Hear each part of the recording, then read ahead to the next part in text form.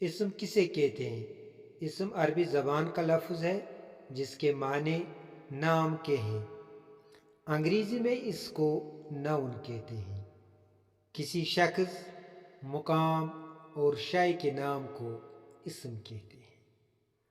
مجموعی طور پر اسم کی دو قسمیں ہیں: اسم عام یا اسم نکرہ، اسم خاص یا اسم معرفہ۔ فعل لازم اور فعل متعدی میں کیا فرق ہے؟ معنی کے لحاظ سے فعل کی قسمیں۔ معنی کے لحاظ سے فعل کی دو قسمیں ہیں: فعل لازم اور فعل متعدی۔ فعل لازم یہ وہ فعل ہے جو اپنے فاعل کام کرنے والے کے ساتھ جملہ مکمل کرتا ہے۔ فعل لازم کو صرف فاعل کی ضرورت ہوتی ہے۔ فعل لازم کو مفعول کی ضرورت نہیں ہوتی ہے اور نہ ہی نے لگایا جاتا ہے۔ مثال: بچہ رویا، اس میں بچہ فاعل ہے، رویا فعل ہے۔ وہ گیا، اس میں وہ فاعل ہے، گیا فعل ہے۔ فعل متعدی یہ وہ فعل ہے جس میں کام کرنے والے یعنی فاعل کو اپنی بات مکمل کرنے کے لیے مفعول کی بھی ضرورت ہوتی ہے۔ فعل متعدی کو فاعل اور مفعول دونوں کی ضرورت ہوتی ہے۔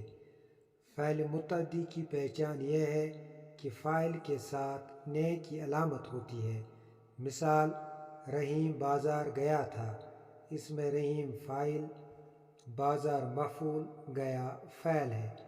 آمنہ نے پھول توڑے، اس میں آمنہ فاعل، پھول مفعول، توڑے فعل ہے۔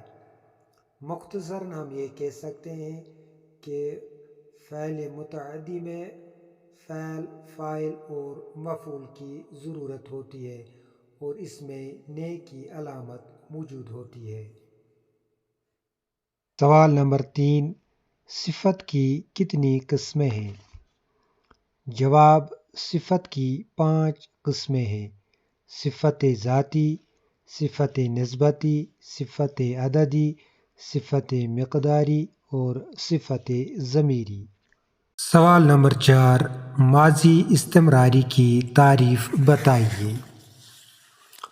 ماضی استمراری یعنی پاسٹ کنٹینیوس ٹینس وہ فعل جس میں گزرا ہوا زمانہ جاری حالت میں پایا جائے، یا یہ وہ فعل ہے جو کسی کام کے بار بار ہونے یا جاری رہنے کو ظاہر کرے، اسے ماضی استمراری کہتے ہیں۔